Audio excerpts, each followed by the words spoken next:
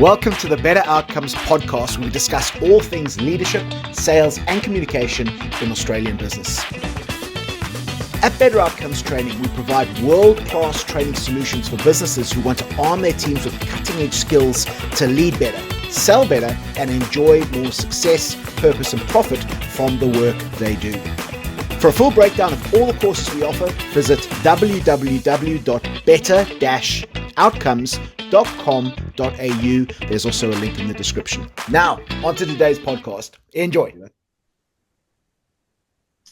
Hello, everyone. Welcome to another episode of the Better Outcomes Training podcast. I finally got that right. Stuffed the last two intros. I'm opposite Paulie. Paulie, how are you? Absolutely electrifying, my brother. You are getting after 29 podcasts, mate. You're smashing that intro. You really talk about slow learning, but we get it for a long time. You know what I'm saying? Slow learning. There's been no improvement on this side of this camera at all. It's the same stuff, just doled out week to week. How's your week been, buddy?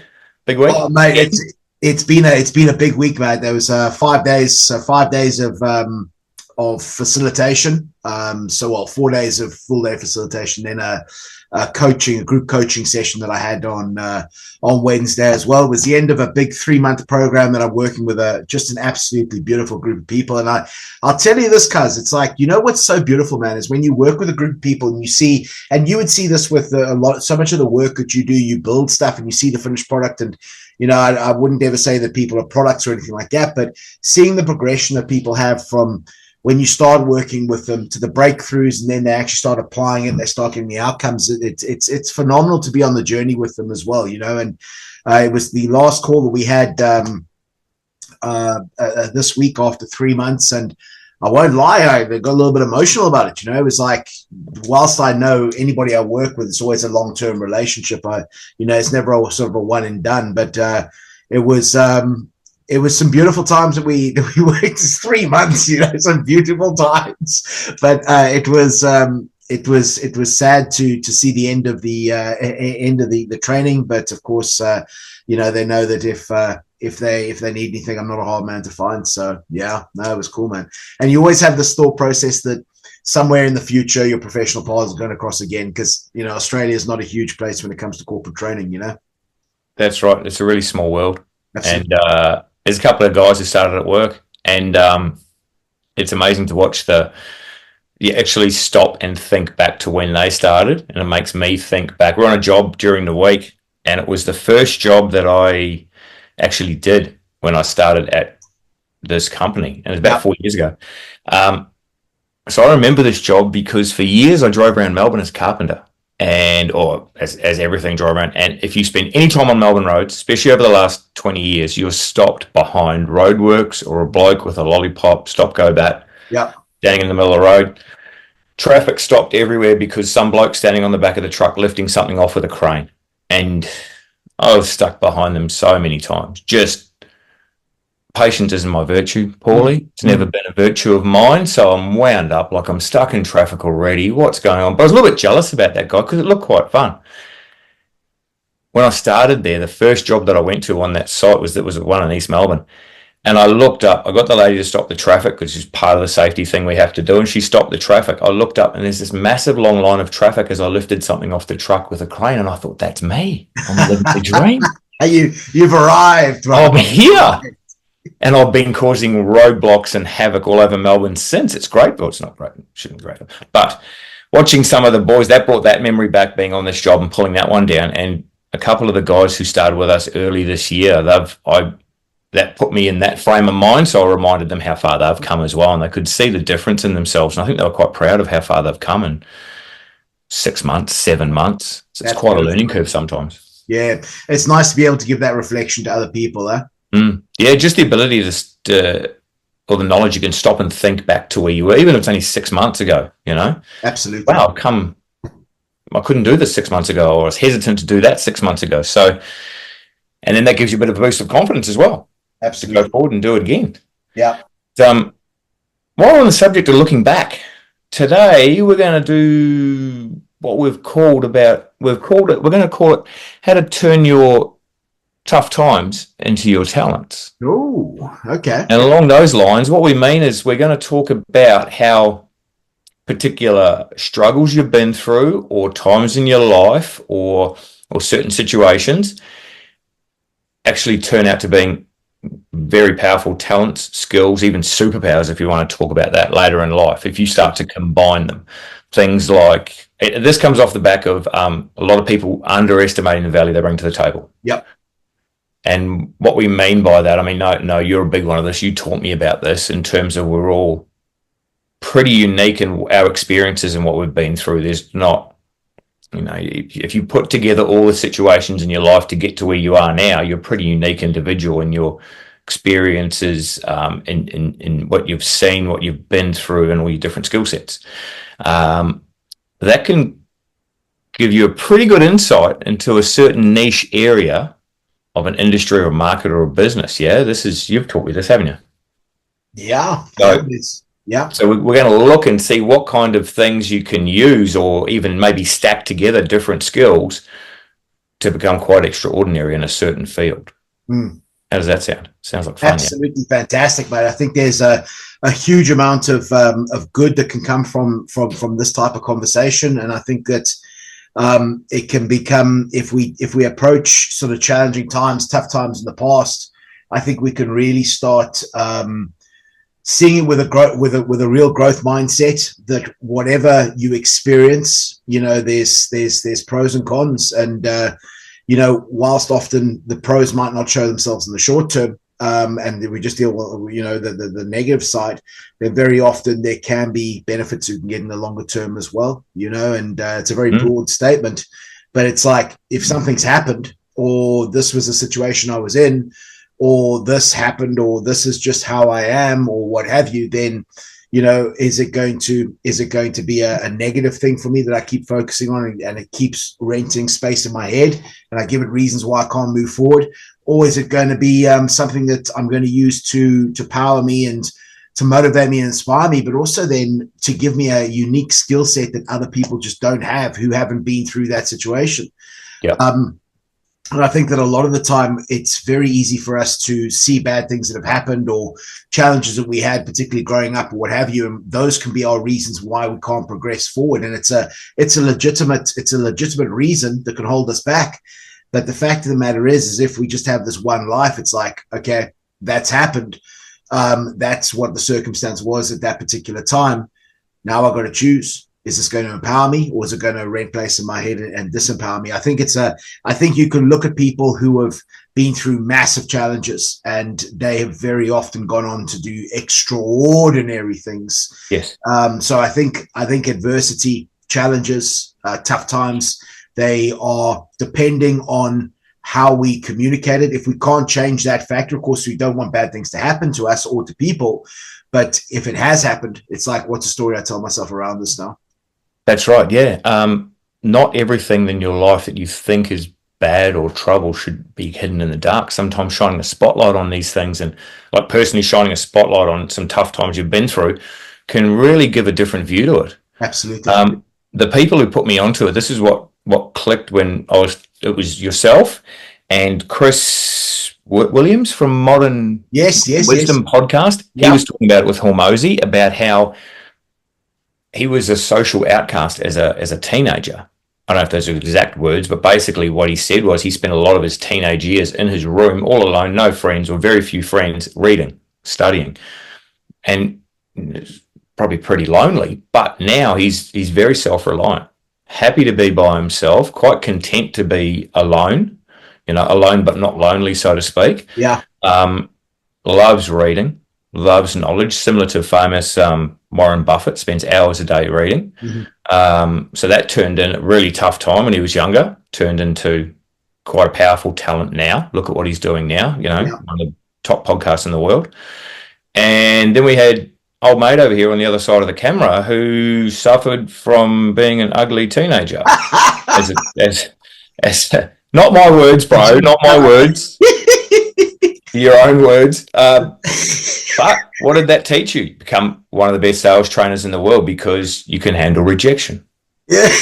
Well, Tell me Tell Well, me when you were going through the whole ugly teenager phase that you were just holding on to the fact that you were going to be a top salesman. oh, my brother. No, that was, yeah, yeah, you went there. Fantastic. Well, now we're there, I suppose. But yeah, it's like, growing up, I think all kids, well, not that I would know this because I was only a kid, but I think on some level, everybody thinks that they're a bit sort of awkward, particularly Oh, growing yeah. up.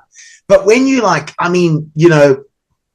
I had big problems with reading and writing, and I was in all the stupid classes, and I've always been overweight all my life. It was like, and yeah, I tell you, you get to sort of 13, 14, and it's like you're going to you go through this phase. Maybe your mother's giving you sort of a motivational talk or something like that to go out and find yourself a girlfriend and see if they want to go out to the pictures.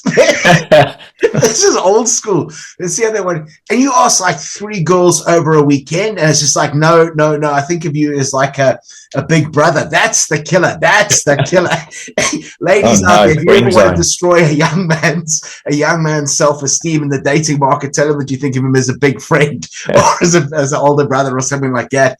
But yeah, you go through this and you get you get a huge amount of rejection. And I think that the big thing with rejection and even failure, because I mean, again, academically, and we've spoken about this before, academia and me were just not friends. I mean, it was just, and it wasn't that I didn't work hard, because I did work hard, but it was just, I just couldn't get it. I couldn't get my head around it. And then there's talks of sort of dyslexia and, being left-handed, for whatever that means. I don't know what being left-handed means. But I think that what you start realizing over some degree of time is that rejection or failure, and I'm going to use that term failure as far as failing tests and stuff like that, because I know we've got another term of failure. But you realize something, not just logically, but you realize it emotionally as well, that rejection or failure is not terminal. And I think, here's the thing, I think that, and what you've just said now is that, thinking back to junior school, and I remember it was just like, just classes, and it was just hell, because it was like, academia was just terrible to me. Absolutely, I could not get it right for as hard as I thought. And there was always, I'd hand my book and my work in, and you come back and the teacher would give you a book. It was just full of red ink. And it's just like, you're thinking, I just can't. But I was never a kid to sort of give up and just sort of become defiant or negative or anything like that. It was like, you try to get it right, but you start to realize, and I think in hindsight, especially leaving the business world and going into the entrepreneurial world and stuff like that, you start to realize that you can keep trying and keep trying and keep trying, and getting it wrong or not getting it right is not terminal. And I think a big difference there is that failing tests and stuff like that and being rejected, it's very different to maybe kids who didn't fail tests or didn't get rejected on the regular, sort of the more popular kids, And it was, I think that seeing a lot of those kids who did very well academically, then go on to, did phenomenally well academically. They went to university and all of that stuff, which, I didn't go to university or what have you. And there was a chip on my shoulder for a long time. But I think you see these kids who do really well academically, and then they go and do the job. They get the job, they get their high level qualification, they get their high paying job, and they're doing well and they're working in this or that or the next thing. But then the fascinating thing is, what I've seen is, I think that there's a lot of them who are very, very worried about what happens if they don't enjoy their work. And I think that if you enjoy your work, so academia, and then you go to university, and of course I'm stereotyping here, and then you get the qualification to go into the high paying job and you're doing really well, but then you're doing that job again and again and again and again. And I think, like, I'll give you a stereotypical example. This by no means obviously an exclusive situation, but there's a good friend of mine back in the day. We went to the rugby to go watch the rugby together, and I looked at him and he was absolutely broken. And we must have been about, 27, 28 maybe. And because I just got headhunted for the third time by a financial brokerage. And I looked at him and I said to him, "You look absolutely broken, mate." and he had a young family that was that he had as well, and he was a lawyer, a commercial lawyer, corporate lawyer, and he was doing very well at that particular time. And he goes, man, I'm just working. I'm absolutely working every hour that God sends. And I said, well, but you look absolutely broken. You've got a young family and stuff like that. He goes, I know. I said, well, why did you go into law? And he goes, because it pays so much money. And it's like, yeah, okay, up to a certain level, but now I see you like this. And it's like, I actually felt bad. I said to him, I think at the end of the rugby, I said to him, listen, we can go out for a couple of beers, but I think you must go home, because I can see you're absolutely broken here. And it's like, I think that was the short term or the longer term thing. I can lose everything. Not that I want to, but there was a lot of time in my life now where I thought, like, from taking one step to another, and you take that risk. And you're prepared to take the risk because if you lose it all, you'll start again. You don't want to, but you certainly can. And I think that comes from failing a lot and knowing, particularly in academia, but particularly relationship wise as well, growing up, I suppose. But it was knowing in yourself, not just logically. And people say, you can just start over. And it's like, I don't necessarily want to, but, understanding that logically is one thing, that you'll back yourself to come a step up again after being knocked down is very different to have that emotional understanding rather than just the logical understanding. Because I think the emotional understanding is you'll do it, the logical understanding is, that's what I could do, and I think it's like, again, we have to get the jiu-jitsu reference in. It's knowing how to put on an armbar versus actually having put on 1,000 armbars. It's very different. The logical steps, but actually getting that muscle memory. So I think that short-term setbacks early in life, I think that is it's a tough thing to go through. It really is a tough thing to go through. But if you have to go through it, it's something that could potentially serve you in the future. And here's actually something else, cousin. So I'm just going to jump on this quite quickly. Is whilst it might not seem that it's an advantage now, you don't know what the future is going to hold. And I'll give you an example. I believe it's an old Chinese proverb. I'm not exactly sure, but there was a story where there was a farmer, and the farmer had a horse, and he went out and bought the horse. And the neighbor said, "That's a great horse. You're very lucky to have it." And the farmer goes, "Yeah, we'll see." Next day, the farmer's son goes out. He tries to break the horse so he can ride the horse. The horse bucks him off, and the horse bucks him off and and he breaks his leg. And the neighbors say, "Oh, that's unfortunate that the horse has run away now, and your son's got a broken leg." Next, he goes, "Yeah, well, we'll see. It's bad luck. We'll see." Next day, the army comes in, and they're going to go and collect all the guys to go to war, to press gang them into war, and or conscript them. And the son's got a broken leg, so they don't conscript him. So then the neighbors say, "Well, that's lucky they didn't conscript him." He goes, "Yeah, we'll see." And it's like, then the next day I told the story terribly badly, but the next day the horse comes back and there's like a whole heap of other horses that it brings with them. And it effectively, you've got now like not just one horse, but you've got a whole host of horses, a whole, a herd of horses, It's a Saturday afternoon. But the thing is that what could be a short-term failure or problem could be a long-term benefit or solution. The same as a short-term solution could be a long-term problem, like having, eating something now that's all sugary and stuff like that. That feels good. That tastes good, but you're going to pay for it the next day, or you're going to pay for it over the longer term. So I think it depends over what timeframes we look at. But again, I think to the point that you made a little bit earlier, it's the stories we tell ourselves when we're going through these things. Is this something that's going to reward me, or is this something that's poor me and I'm just going to stay down here? Yeah, that's right.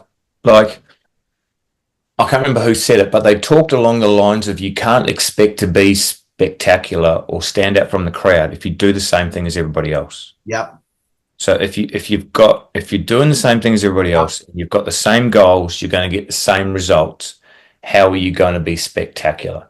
So usually it's being on the fringe of things. It's having skills or talents or being in areas that not a lot of other people are. My wife's very big on a podcast that's called Morbid. I think it's called Morbid. It's one of the top podcasts, and Okay. Morbid. Morbid, yeah. It's all about. They do a lot of murders, but they also do. It's all. It's run by, I think it's either two sisters or two friends, and as they were social outcasts as kids, because I think one of the girls, she was very into kind of death. She ended up being, she was always into the kind of supernatural death Yeah. areas, and ended up being a morgue technician, and was just fascinated by that whole, the whole area of life, which is life and death. And now they've got they get paid so much money to do podcasts about it. Fantastic. There's another one of a lady.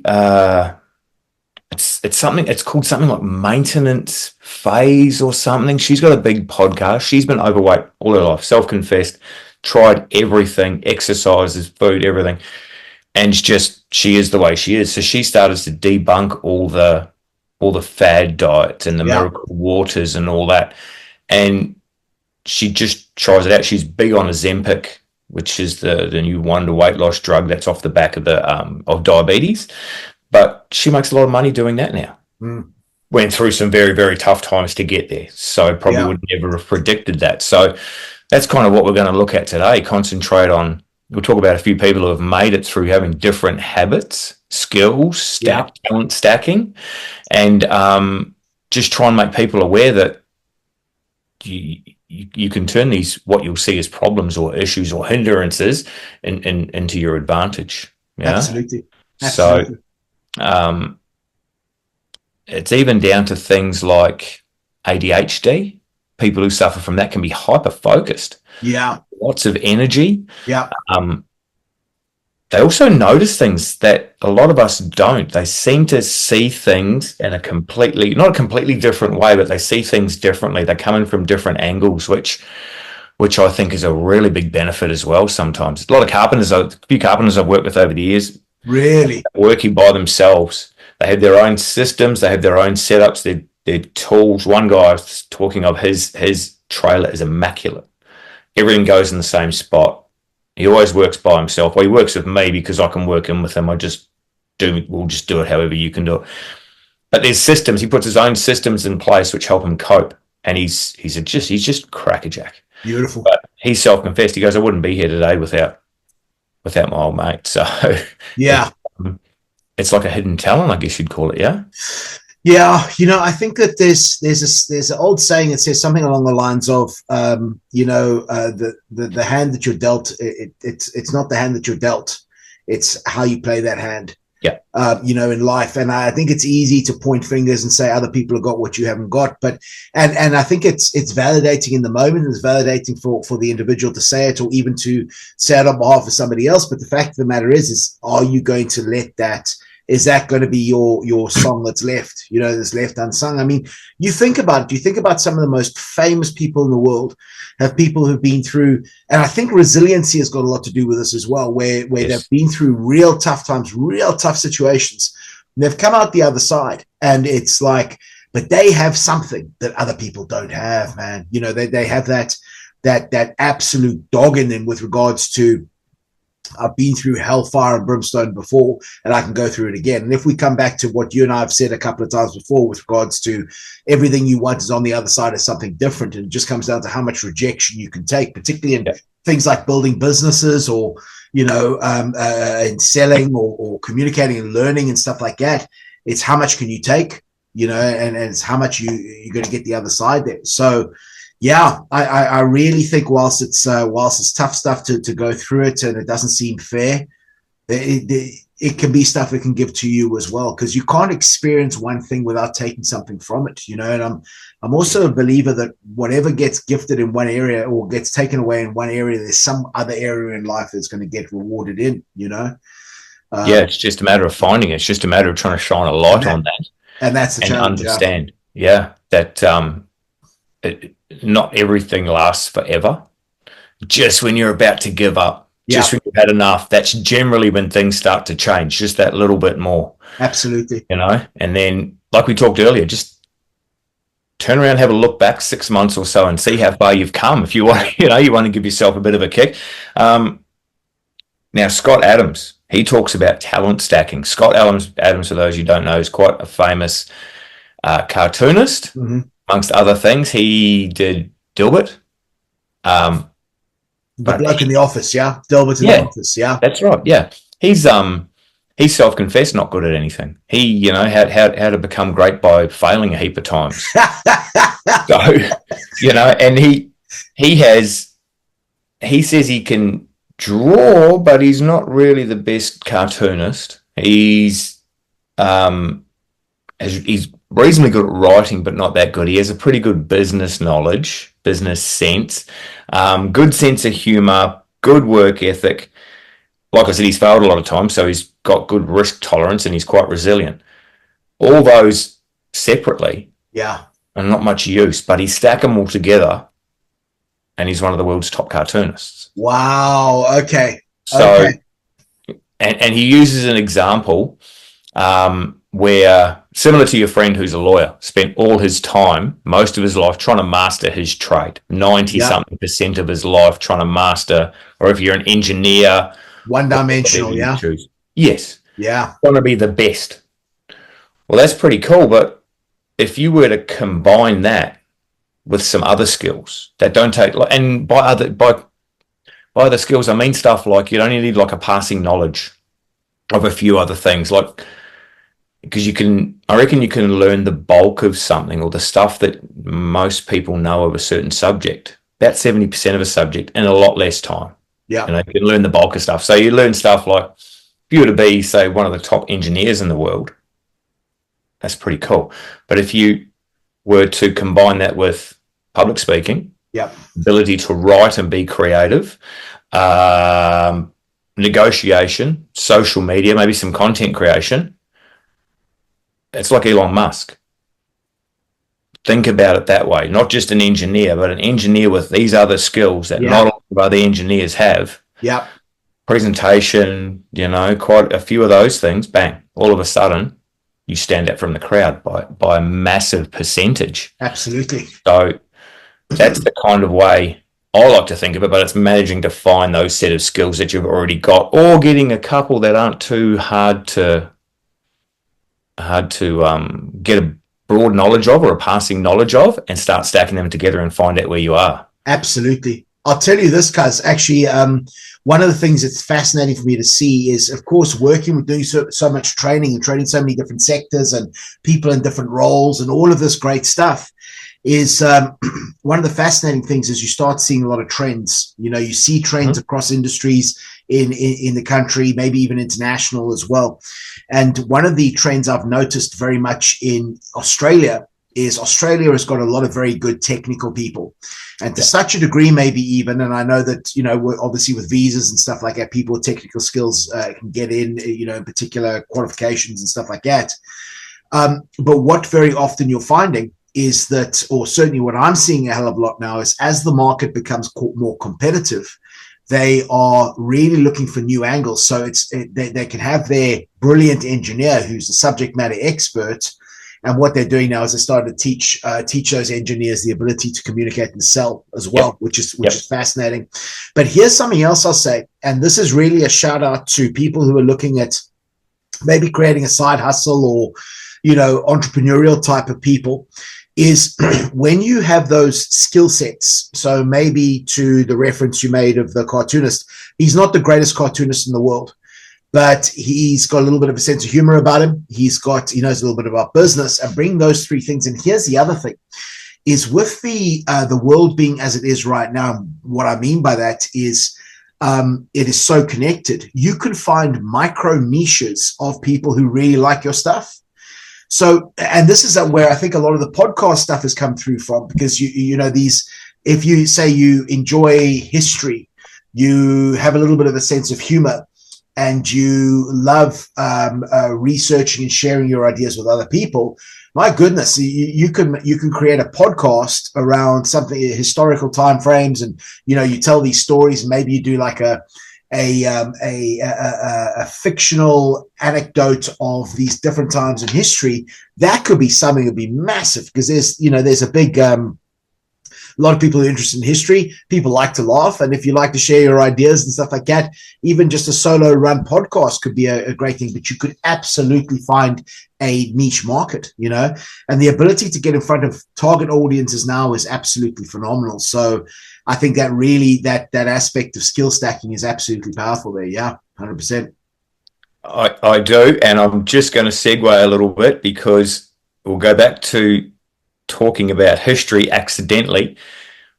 I was on the mat the other night last week, getting smashed by a big American friend, and I mean smashed because we were doing box passing, and he's really got it in for you, isn't awesome because the big boss said that all you have to do box passing is pretend you're a glacier, slowly pushing your way, and I'm what he was pushing his way up.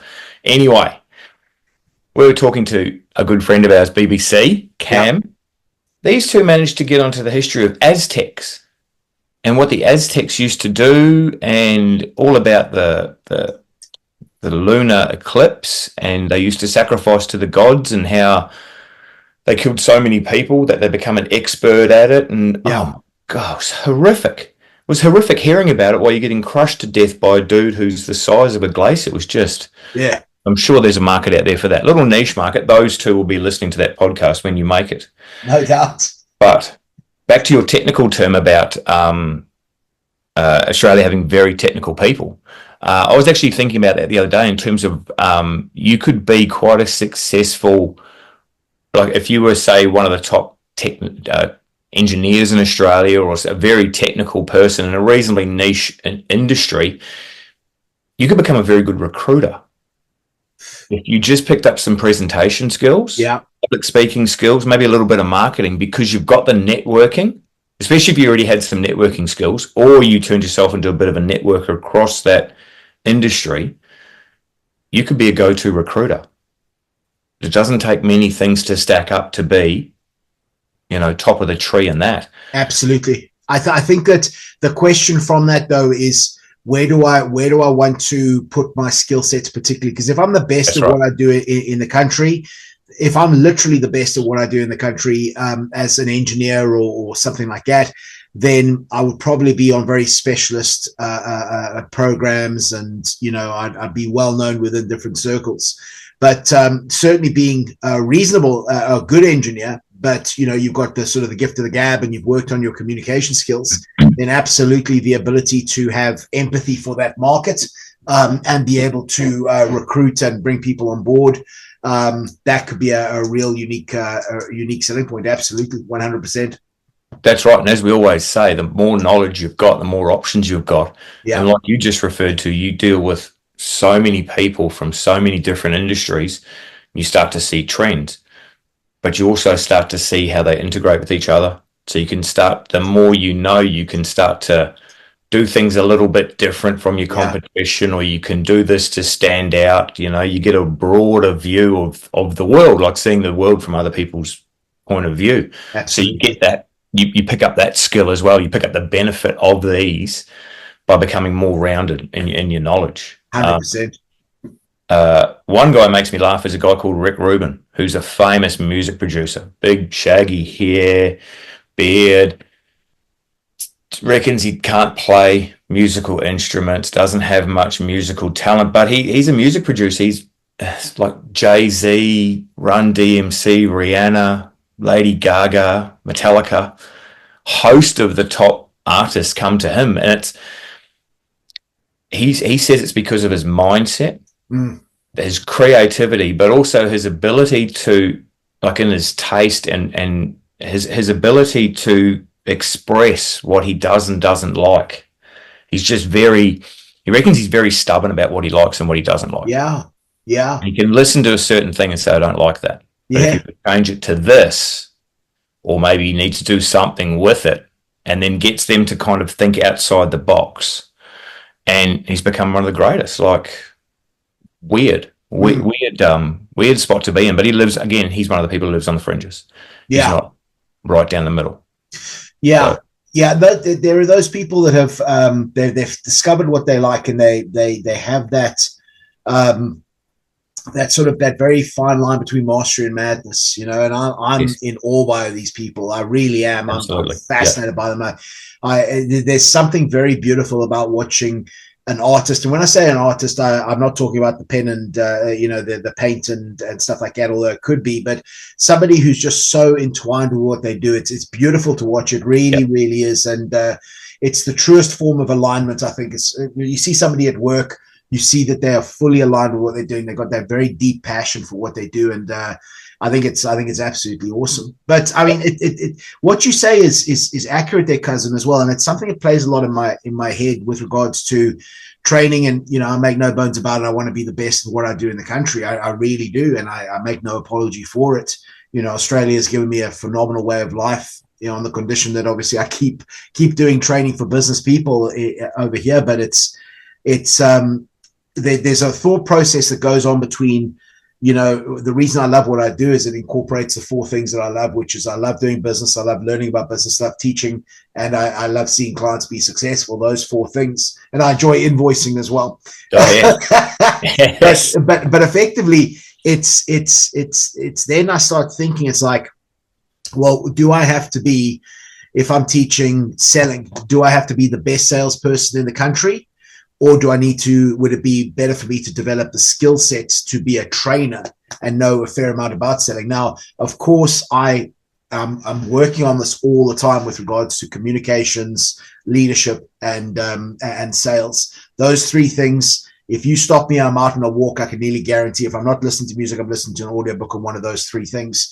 So it's always trying to develop those skills in those areas, so I can be very, very, very one of the best at what I do in those particular disciplines. But then more importantly, how do I take an idea that I have full comprehension of, that I use, and that I can then translate it into a way that my audience can get it? Because if I can do that, that's where I believe I really want to develop that mastery. Is like, how can I take a concept that I'm crystal clear on, that I've utilized, I've got muscle memory around, and communicate it succinctly, but that people don't have to go through the trials and errors of trying to knock the edges off it. It's like, how can I give them that in a way that they just get it and they can go away, apply it that afternoon? If I can, that's really what fascinates me. And when I'm sitting thinking, and if I presented and I didn't get a perfect outcome, it's like, how can I improve that? How can I communicate that in a slightly different way? And I think that's another aspect of it as well. Do you have to be the best at what you do in some other field, or do you want to narrow your focus onto the teaching aspect there? agreed. I'm like you. I'm in absolute awe of creative people. My grandfather used to say, "The light only shines through the cracked ones," Yeah, and beautiful. it amazes me that I don't understand how they do it, and I'm fascinated by anyone, pen, paper, clay, music, Yeah, anything like that. It fascinates me. The ability to go, like you said, to go and chase that and be able to see something that no one else can, and then commit it to paper or to put it out there and to turn it from into here onto there and have it look so brilliant. Just, it amazes me.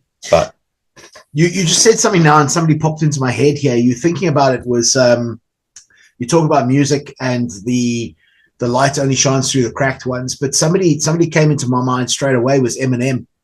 And if you watch that movie 8 Mile and how he came up, and the way that I genuinely believe he's walking that line of mastery and madness, and all of the hell that he went through to get to where he is now. I mean, the stuff that was put on the 8 Mile was one thing, but I'm sure there was other stuff as well. But that challenge, those problems that he had to deal with, that he had to mentally get himself through.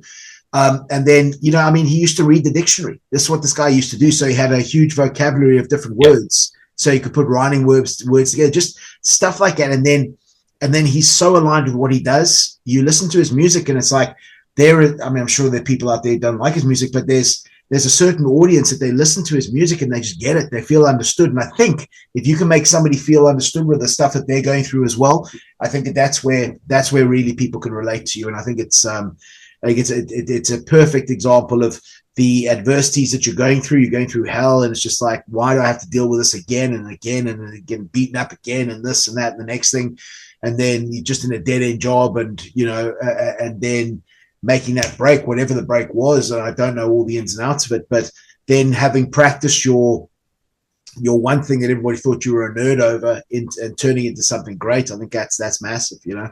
Yeah. And having such a passion to drive it as well. Yeah. Now, just to be clear, we're not saying go out and find tough times. We're not saying go out and find struggles. And if you're where you are now and you don't think you've had a lot of struggles, that doesn't mean you're at a disadvantage. Not at all. But I think there's some things that we can start to look at in terms of do tough things or do hard things. Yeah. Voluntarily put you through it to start to get some outcomes that you didn't think you were going to get. Yeah. Like public speaking. Nobody wants to do public speaking. Number one fear of everyone is public speaking. Number two is death. Not too sure how that works out. But public speaking and learning to be relaxed and it can open doors that I don't think a lot of people realize. And not just because it means you have to stand up in front of someone and talk. It doesn't mean that you have to go and get a career around standing up in front of people and talking or delivering a message or being a facilitator or anything like that. It's more about the confidence that you get and the skills that you pick up on the way, because to stand up there and talk, you've had to think about that thing beforehand. You've had to relax yourself to know that you're good at what you're talking about. You have to be confident in what you're talking about. You have to generally have been able to write it down or have had the experience or be able to tell a story from your past to stand there. So there's a lot of other stuff that goes into public speaking, not just standing up there. The one that's tough is when you go to Toastmasters and you stand up there and they ask you a question, you've got to try and think about it on the spot. That is so tough, especially when they ask me about politics. It's like, oh, no. No. But it gets your brain working. It starts to bring out a creative side because you have to relax. You have to learn how to relax. Yeah. Like you say, fight or flight, you lose 31% of your cognitive ability if you panic. Yeah. You got to learn strategies to calm yourself down. When you calm yourself down, you can think.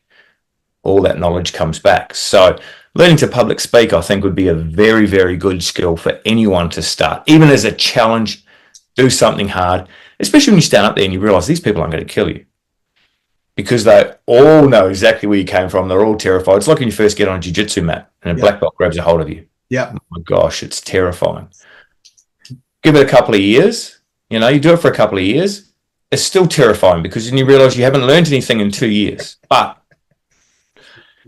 So there's a few skills I think that people could start to learn that would really boost their other skills and start to let people understand, some of the natural talents and stuff that they've already possess and how to start using those and combining those to change your life. Yeah, Paulie, does that make sense? Absolute perfect sense, my brother. It really does. And it was something else that just popped into my mind there with regards to there's something being said. If you choose to start taking on difficult things voluntarily, you start taking on difficult things voluntarily, you start to realize that what you're able to overcome. And this is the most beautiful moment, my man, when and I just got off 2 days of teaching people to present. So presenting impactfully.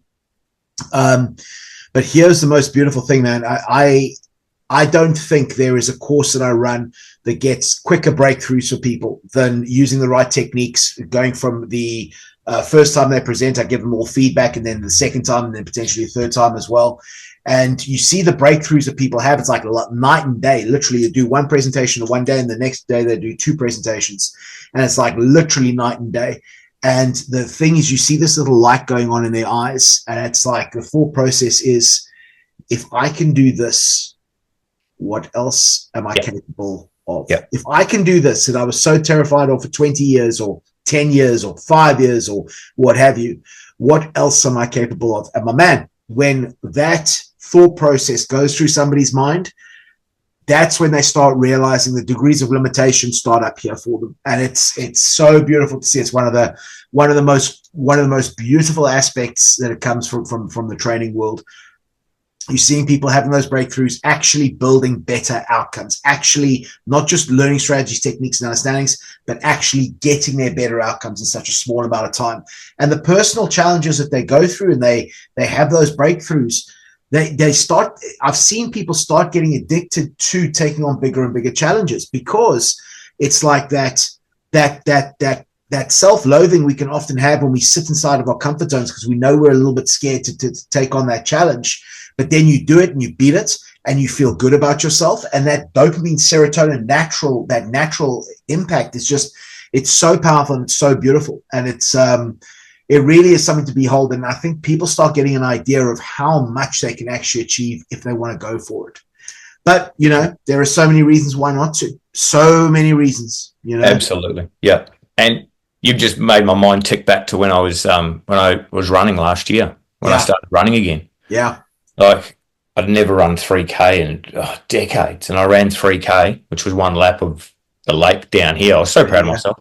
Yep. And then a few weeks later, I ran 2, which was like 6 or 7K, and then I ran 10K, and I actually ended up running for a charity. Did a 10K run for a charity. Yeah. Then all of a sudden, I realised that it wasn't that much more of a step to a half marathon, and it had only taken me like 2 or 3 months to get to 10K, and then I was never a marathon runner. I never will be too, just quietly. I'm not one of those. Never going to be a marathon runner. But all of a sudden, I could see the doors lining up that I had to step through to run a marathon. 6 months before that, I would have laughed at you and just said, no chance. All of a sudden, I was on my way there.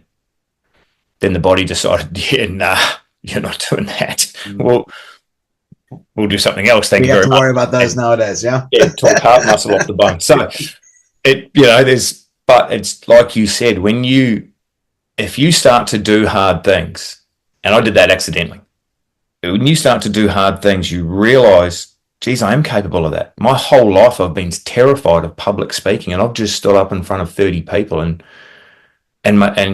performed a speech that I wrote last night. Yeah. There's another skill, writing as well. Yeah. It opens doors to stuff that you don't even realize. Like, I used to think of myself in a bubble and marathon was way over here. All of a sudden, wow, it just blew those limitations away. So another good skill set is writing, I think. Being able to process thoughts, pull them out of your mind, out of your imagination, because that's all you. Yeah. Up here, it's all you. Pull it out of there, put it onto paper in some form that's, reasonably coherent and comprehensible, and then being able to pass that on to someone else. That's quite a skill, and that takes quite a bit to be able to do that and put it into a logical sentence, and being able to then pass it on to someone. So don't overlook the skill of writing and being able to be clear and comprehensive about it. Absolutely. I think that's quite a big talent. I think because for many years I battled to speak, particularly with regards to when heavy emotion got involved. If I got really angry, then I would really battle to speak, and you would just close down, and particularly with kids, because kids will keep picking on you if because my mother telling me you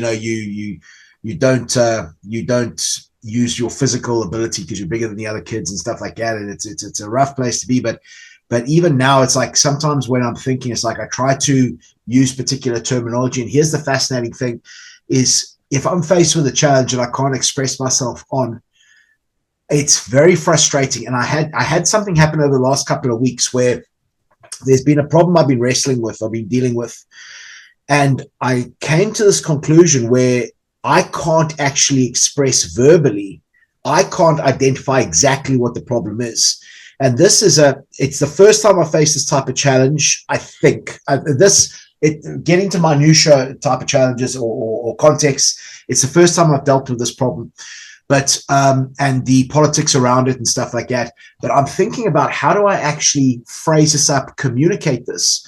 So what I've started doing is I've actually started writing out what I think the problem is, or started actually identifying the elements of the problem, because I couldn't sum it up in the moment. And that frustrated me. That really frustrated me. And you know what? It comes back down to something else that's just popped into my mind. Have you ever seen the show Yellowstone? Yes. Yellowstone. It's about the cowboys and stuff like that. Yep. Now, I've only watched a few episodes of it, but there's a friend of mine she got very, very, very into it.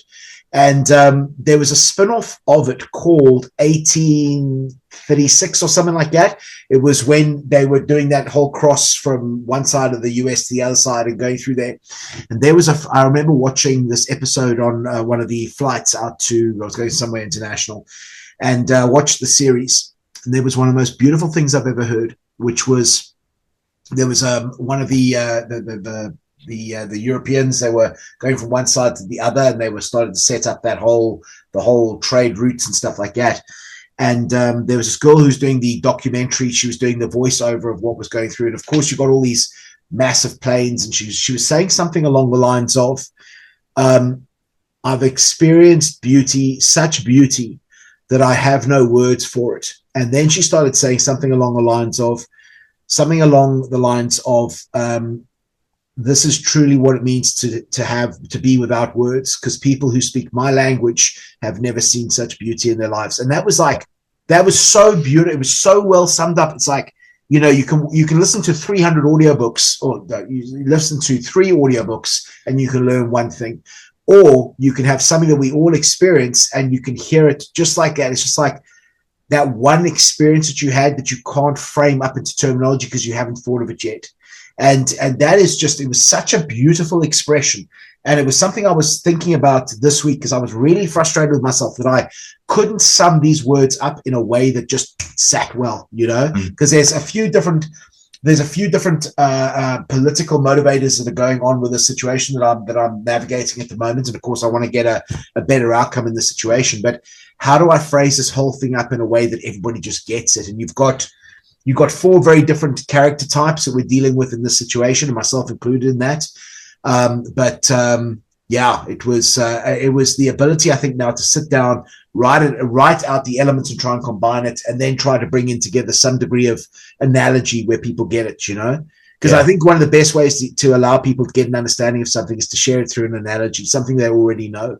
That just came to mind. It was like thinking about that particular challenge, and that I didn't have words for, because I haven't faced it before. I've faced derivatives of it, absolutely, but this unique dynamic in so many different ways, unique. It's like somebody who doesn't speak my language, somebody who speaks my language has never expressed it before. Now that might be overkill, but there we go. I don't know precisely what you mean. Precisely. My wife laughs because I run out of words. I just get to the end of my common vocabulary. I've got a couple of common words where I can express most things. Billy Connolly taught me them. They're very good using words. You get the gist, doesn't matter what nationality you are. Yes. You know precisely what's going on when I use these certain terms, but I've got to try and get away from that. And learning to express myself, I get frustrated when I run out of words, because I'm trying to express myself without using Billy Connolly's famous words. And it's like, I can't put it into words because it's not common in my vocabulary. It's not words I use every day. I know the words. I know what I want to say, but I can't quite grasp it. It frustrates me. Absolutely. And so then I have to count to 10. Spend a lot of time at work, standing there staring at things. Everyone thinks I'm not doing anything. I'm actually calming myself down and thinking of a word, counting to 10. So, and I think that somebody said to me that words are tools for the mind. So it's like a new way of thinking is going to create that new language.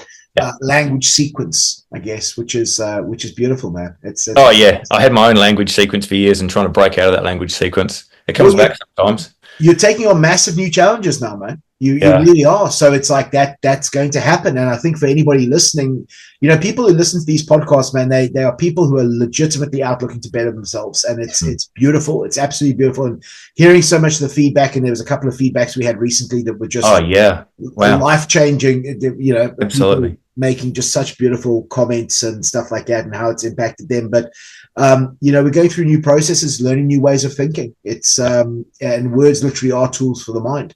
Yeah. And then you hear people like Hormozy, particularly, I think does this very well, and Williamson does this well as well. But being able to sum the stuff up in 3 or 4 words, it's like, why did I have to take 50 words to say it, and they just said in 3 words or 4 words? It's like, well, they've been through that before, Paul. You've got to remember that. Yes, I've always said that. Like, true genius to me, anybody can make something harder. anybody can make something more difficult. There's no skill in that, unless you're actually designing like a puzzle or something and trying to make it harder. That's the caveat on that one. But anyone can make something harder. True genius is in keeping things simple and making things simplicity, you know? Yeah. Like, what's that famous car? Is it a Lotus, where I think Colin Chaplin designed it, and his idea was just add lightness and simplicity. So just make the car lighter and simpler, and it'll go faster. So I think it was Caterham. Anyway, Okay. I digress. But I think there's a few skills out there that people can start to learn that will really enhance the skills they already have. Public speaking, writing, maybe these days some content creation, some editing skills, something like that, maybe coding. I don't know. These are just words I heard people. I don't know how to do any of this. Communication skills are big too. Any kind of communication skills, just getting your communication skills up, learning maybe a bit about human psychology or negotiation skills. Yep. Negotiation skills, that marketing and sales as well. Like, there's a lot of stuff that's marketing and sales in everyday life that you would not believe. So there's a few skills out there, basic skill sets that they can use to enhance their natural abilities, their talent that they've been through, the skills that you've learned from your past, to really start to just to show you what you are capable of. Absolutely. Anything else you can think of there, Paulie? Yeah, I'm a big fan, probably a very biased fan of this, but I believe that the ability to speak publicly and the ability to sell, those are two big things, because I think that your ability to communicate with yourself and with other people is very often going to dictate the outcomes that you get. I think the quality of communication also develops the quality of relationships. And what I mean by that is, if you're only good at communicating with people exactly like you, it's maybe 18% of the population or whatever it is. But if you are able to talk with people who've got different points of view, different understandings, different thought processes, then you get the remaining 82% of people out there. And it's no good just being able to communicate with people like you, or people who have the same type of approach to things. The people with different experiences and stuff like that, I think that's absolutely crucial. Being able to stand on a one-to-many basis as well. But here's where it all starts, guys. Here's where it all starts, mate. How you communicate with yourself. That's it. That's where we start. Because everything that happens can be empowering or disempowering. It really can. And it's okay. Is this something that's going to haunt me and keep me in a negative space for the rest of the time, or do I step up and I move forward here? And I'm making it sound like it's a choice. It is a choice. It's not an easy choice. It's not an easy choice, because particularly, if something bad happens, it's like, poor me. And then you have your friends who say, oh, that's a bad situation that's happened to you. It's like, there is some degree of attraction in that, because there's a degree of validation. The problem is then often we can, I can desire that type of validation way more than wanting to go out and change my life. And I think that becomes a rough situation, Yeah. And just hearing you talk about that, there's a couple of people I've bumped into over the last couple of weeks who are struggling because they've been in a fixed mindset state for a while. Yeah. And change is being forced upon them. Oh. And it is, I'm standing on the outside, and it must be, I can see that they're terrified. The way they are reacting to it is they're not showing that they're scared. They're acting out. Yeah. In aggression or defensiveness, that type of thing. Yeah. Because they've been in a comfort zone for too long. They've let things sit, and all of a sudden, one of them in particular, it's age. Yeah. And you can't stop Father Time. Yeah. You like it or not. And I think the scariest part of that one is the lack of options. Yeah. And it is terrifying to put myself in that position and think, oh my gosh, there's no way I want to be like that. Yeah. Having worked myself. Huh? Yeah. Basically painted yourself into a corner and you've got nowhere to go. So that's what we're trying to get you people to avoid. Yeah. Just by thinking outside the box a little bit, just by, hey, listen, just sit down, have a bit of a think about things, and maybe you can find all this stuff. There's so much free information out there: negotiation, communication, public speaking, writing, anything. Doesn't take much to find. As long as you've got an internet connection, you can get hold of it. I'm not talking about going and sitting down and paying thousands and thousands of dollars for courses and seminars. You're quite welcome to if that's what you want to do, but the bulk of it can be done. Even the gist of things can be done. You might do a bit of searching around till you find someone who hits a spot for you. Like, for example, Hormodi hits the spot when it comes to sales for me. A few other characters as well. There's a new one, Jefferson. Oh, what's his last name? Yeah, I looked for his book today, actually. He's got a book coming out in the future. He's got a book coming out. The Lawyer in a Car. Jefferson. The next conversation. Yeah. He was on the Mel Robbins podcast, and he's a lawyer in America, and very similar vein to Chris Voss on the way you can communicate and how you communicate with people in a different way. And some of his, like you said, putting things into context so that people can understand it straight away and take the skills, chip the edges off. The way he just changes a few things. It just, why didn't I think of that before? Why didn't I think of it like that? And then it opens up a door and off you go. So, Paulie, thank you. I'm sure we've helped people. Also, there's a couple of people out there who gave us some pretty good feedback. I had goosebumps when I got one of them. I'm so happy for them. Yeah.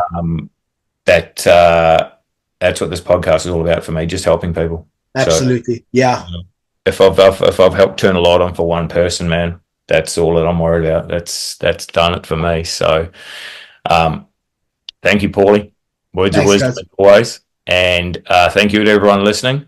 Have a good week this week. I know you got a big week coming up. Yeah. Just talking to everyone else out there. Yeah.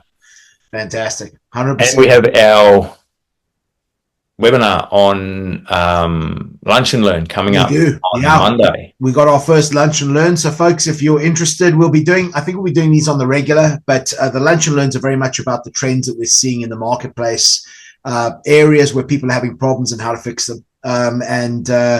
One of the first one we're going to start off with now is as the market gets a lot harder, so people are being a lot tighter with their money, how to be able to still sell into a harder market, because there's some very big mistakes I'm seeing out there.